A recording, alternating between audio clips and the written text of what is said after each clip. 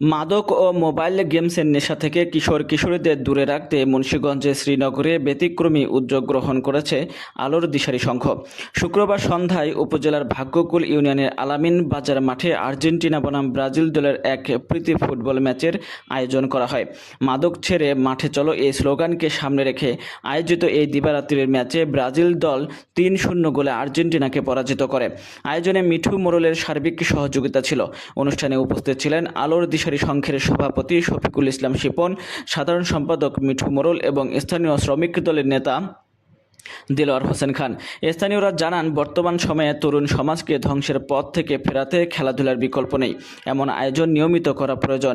Football প্রেমী এলাকাবাসীও এই প্রাণবন্ত ম্যাচে বিপুল উৎসাহ নিয়ে অংশগ্রহণ করেন এবং মাঠ জুড়ে ছিল উৎসবের আমেজ। সংগঠনের নেতারা ভবিষ্যতে আরও বড় পরিসরে খেলাধুলার আয়োজনের প্রতিশ্রুতি দিয়েছেন। সেইখানে যত রকমের সহযোগিতা আছে আলোর দিশারি বর্তমান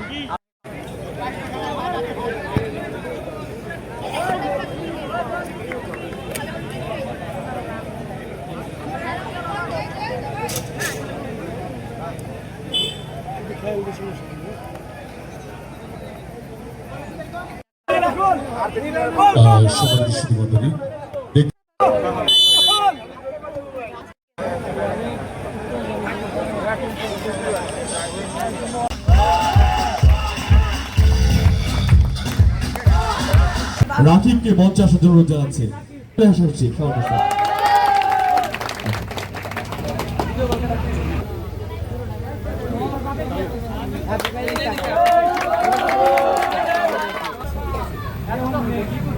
ইসলাম গায়ক সম্মাননা স্মারক তুলে দিচ্ছেন ম্যাচ পরিচালকের।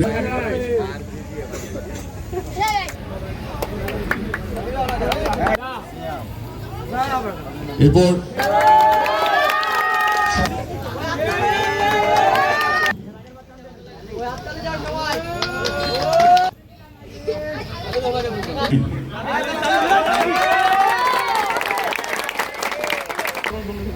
রাজবরণকে মঞ্চে আসার জন্য জানছে।